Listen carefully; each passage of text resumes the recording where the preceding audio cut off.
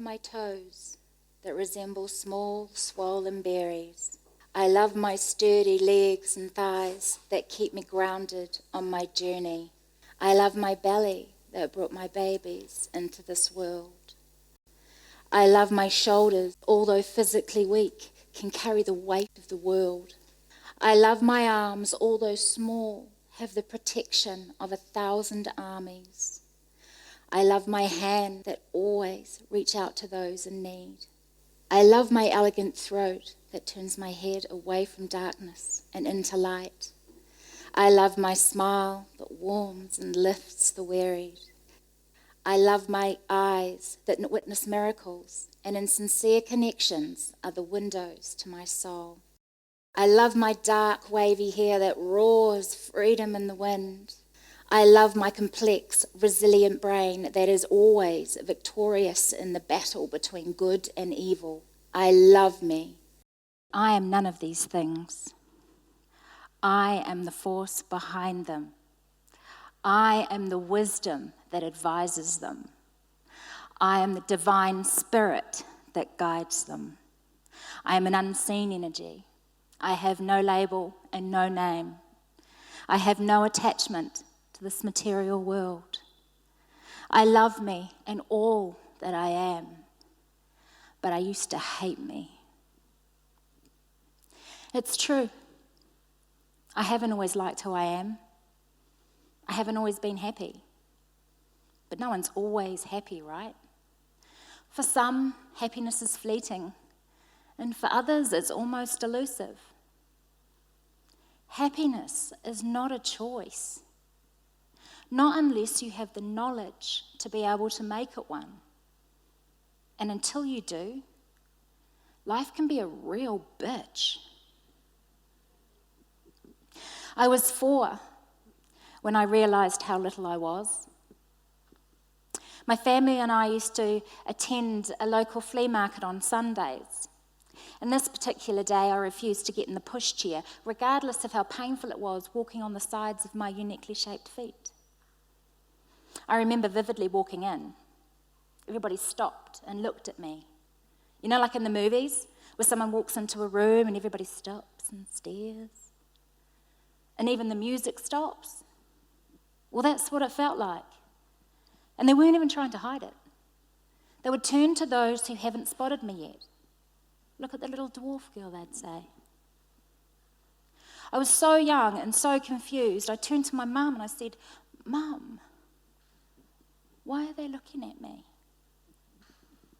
And she got down and she looked at me in the eyes and she said, "Jacqui, that's because you're beautiful."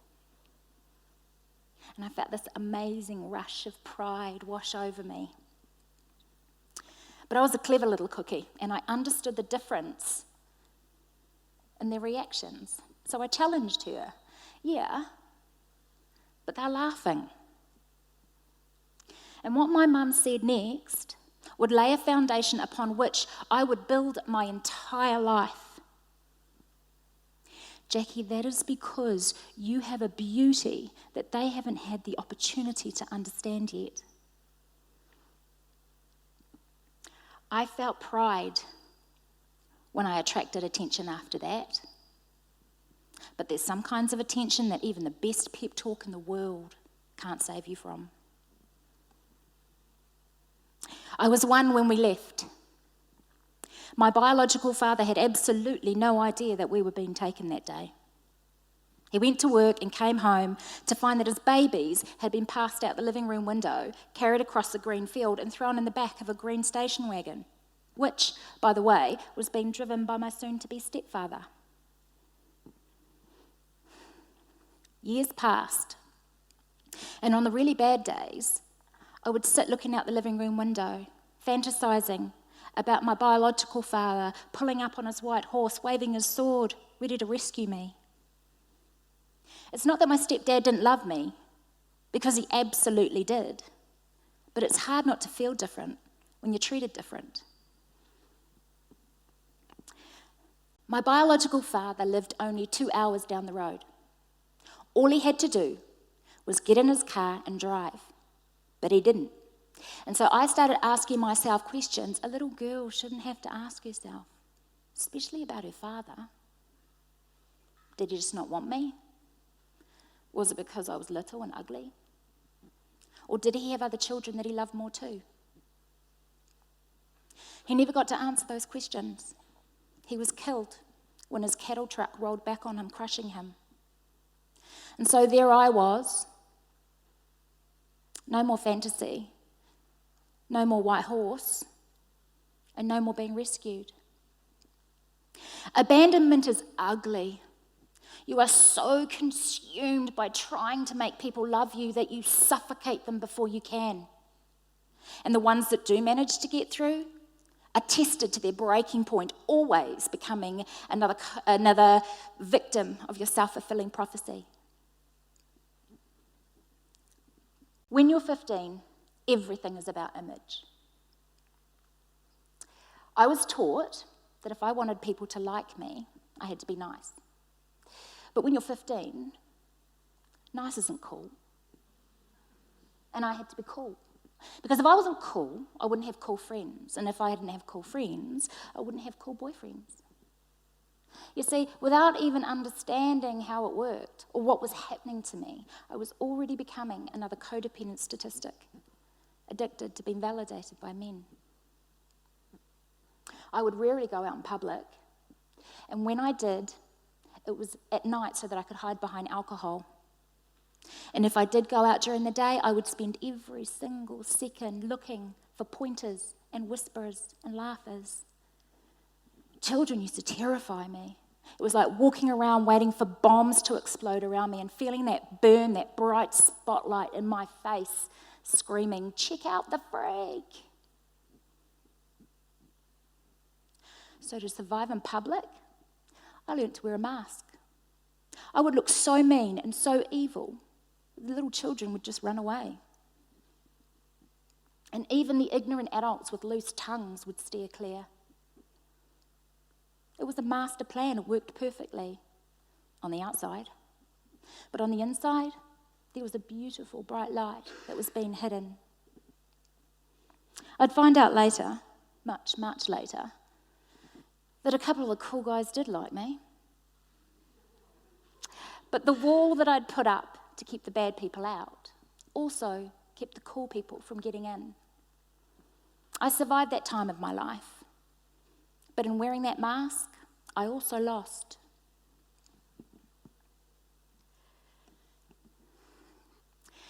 Being violated can be pretty bloody traumatizing. It was only 6 years ago, sitting in a therapist session, that I was able to count 8 instances in which I was sexually abused, stemming from as young as 6 years old. And not all of them were men either. Sexual acts became so normal to me that I started initiating them, because I was taught that intimacy was love, and my daddy issues had me craving it. People who have been sexually violated lose sight of all their boundaries, or even what boundaries are. Which explains why at the age of 21, I thought that the idea of a career was to be something like a phone sex operator. And only because I didn't think that men would pay real good money to have sex with me. Turns out,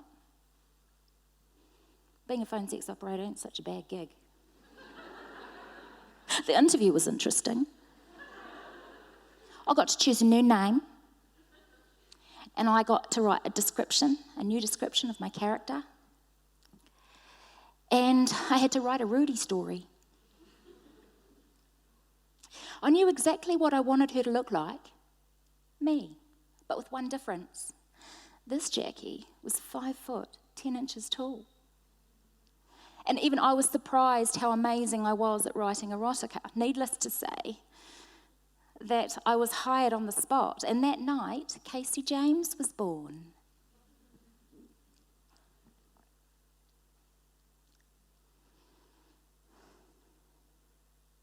At the same time, I was entertaining an ever-increasing taste for Class A drugs.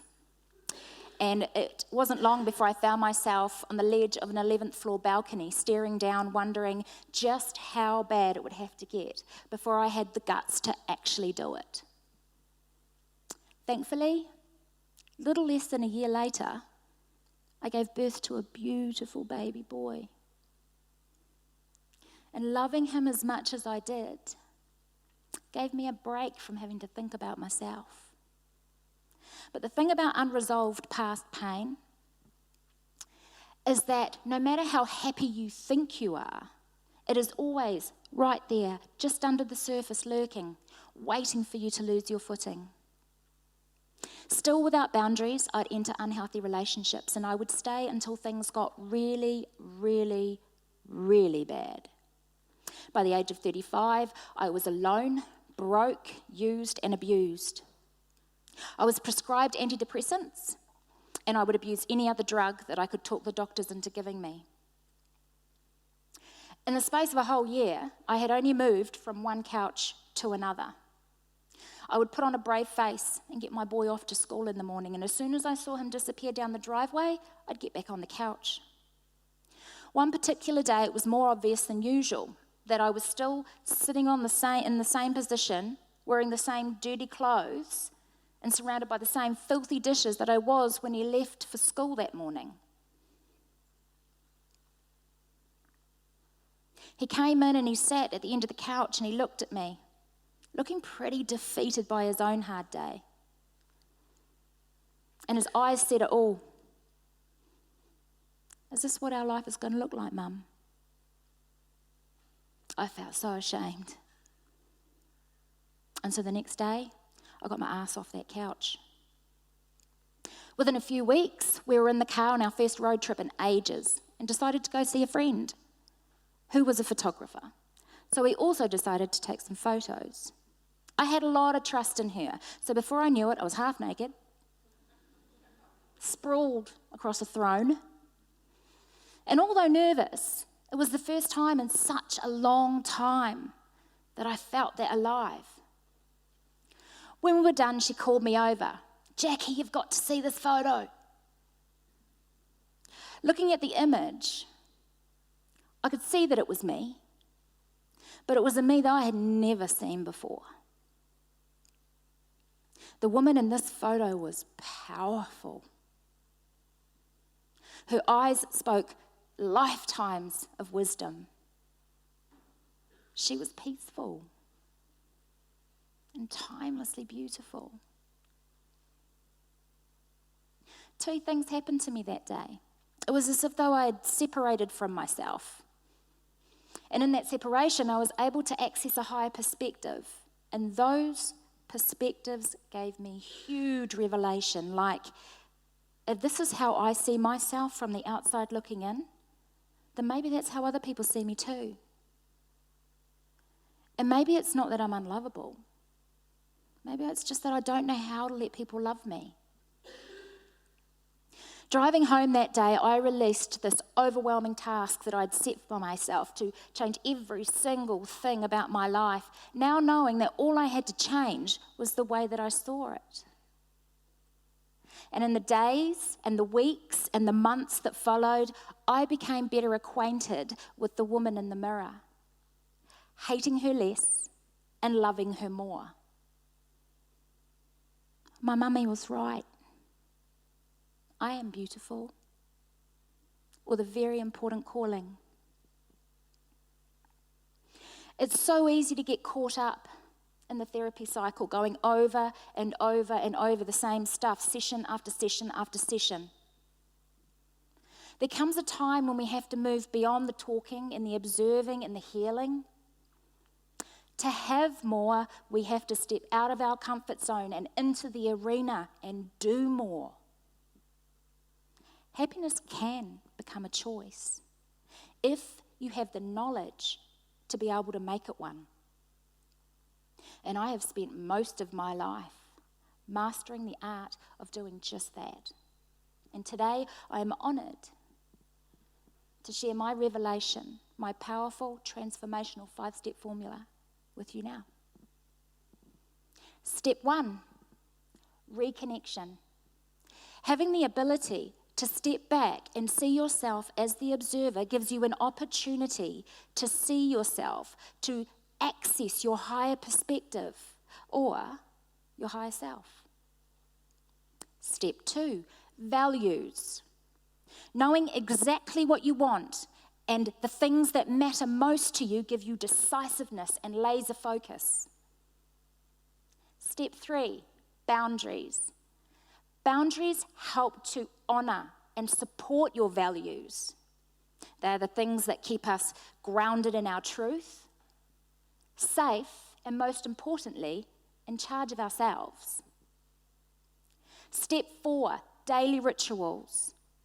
Implementing things like meditation and affirmations helps to reprogram negative conditioning and remove the things that do not serve us. And step 5, letting go.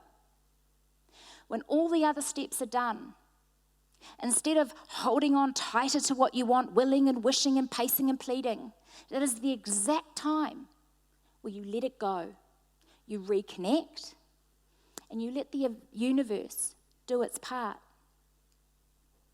The 5-step formula works like a blueprint, ensuring supercharged alignment while you're out there in the world building and creating the life of your dreams. And in the space that you've been able to create as the observer, you have an opportunity to interpret every single thing that happened to you and happens to you in a way that actually serves you. And in that, cultivate unwavering self-confidence, unstoppable resilience, and genuine gratitude for all that you already have.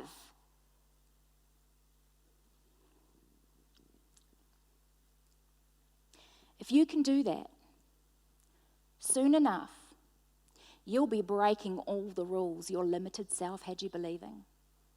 You'll be smashing out goals like a manifesting machine. And happiness? Happiness becomes more than just a choice. Happiness is a given.